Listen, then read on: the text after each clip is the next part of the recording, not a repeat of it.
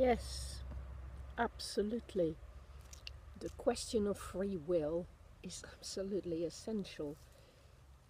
It's much more essential to psychotherapists than it is to philosophers, because philosophers can just debate the issues and argue about them and disagree to the nth degree and, lay into each other and argue it this way and that way.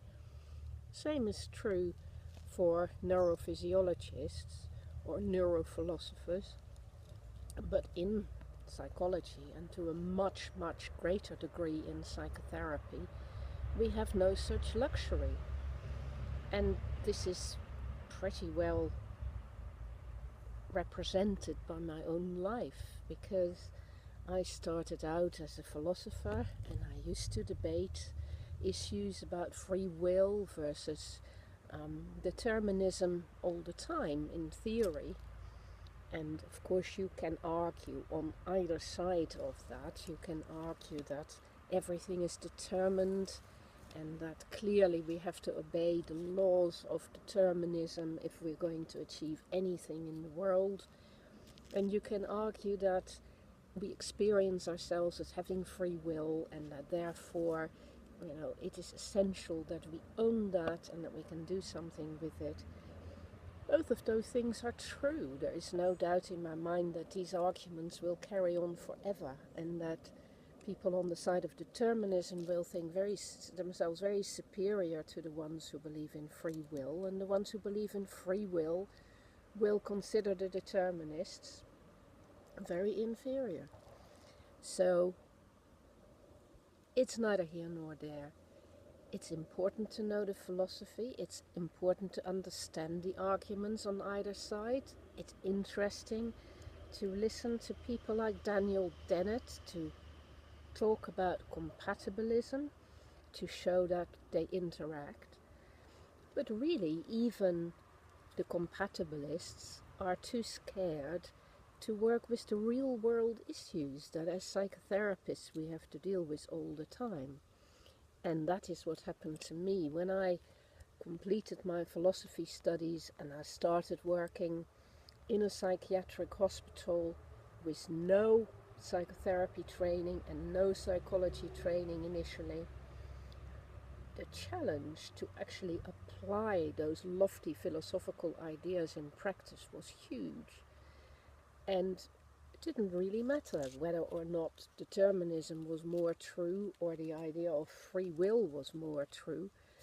The reality was that when you work with people who have to maintain themselves in a social world and who have to learn to make their own living, they have to learn to navigate between the things that are determined once and for all in the world, which is that, we are born and we will die and we have to deal with gravity and we have to eat and drink and therefore we have to work or find ways to get money from other sources. These are the deterministic bits of life. But if you let those overwhelm you or put you out of action, then you basically go down the drain. So if you feel determinist elements of life determine your whole life and paralyze you, you don't stand a chance. So all of us, sooner or later, have to deal with the facts of life and how things are determined and how you have to find your way to obey the laws of determinism. And all of us, sooner or later, have to discover how we can wend our way around the maze of determinism and do justice to ourselves. And not just do justice to ourselves, but do justice to the world. And find ways to work with the world and the determined, given aspects of life to create something, to create a life. It's not just, as Dennett would have it, as about evitability. It's not just about what you will allow to be determined or allow to happen and what you will avoid. It is much more about how you're going to engage with what is being set in its ways and how you are going to change those things. So it is about transformation. It is about human beings as not just actors or passive, obedient subjects to determinism. It's about human beings as creators. We are not just created objects or machines that are inserted into a deterministic system. We are engaged with those systems and we alter them, we mess with them, we build them, we unbuild them, we transform them. We can change not just the way the world is put together, but the way in which we live, the way in which we look, the way in which we come across to people, the way in which we talk, the way in which we engage. We create different relationships. We create different arguments. We read different books.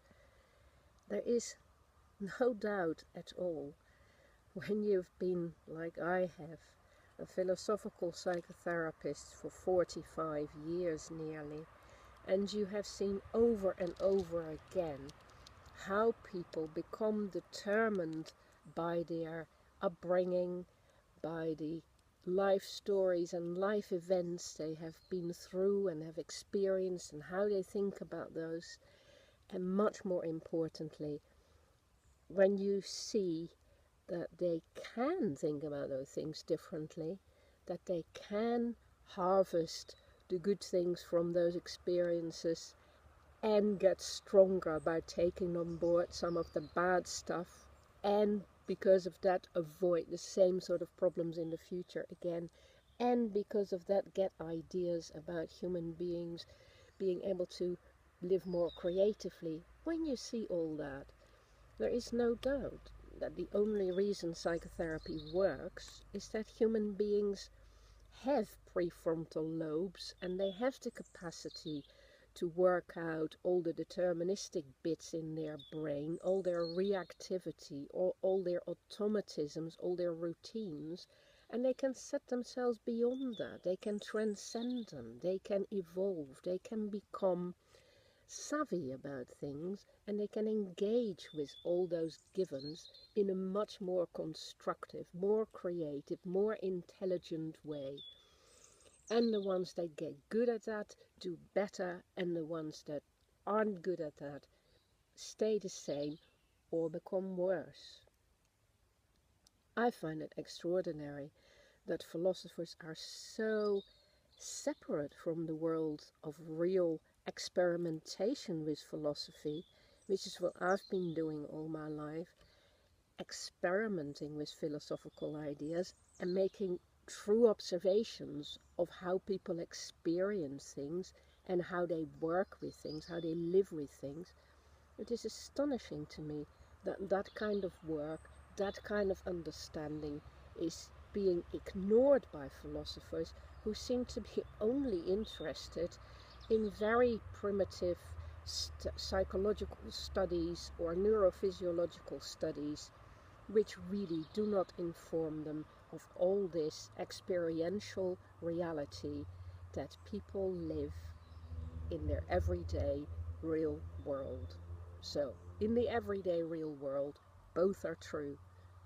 Lots is determined, lots is open to change, transformation, creativity, action, interaction, communication, better understanding, improvement, learning, and anything else you can think of that helps a person understand better what they want to be, how they have become what they are, and how they can make the most of that.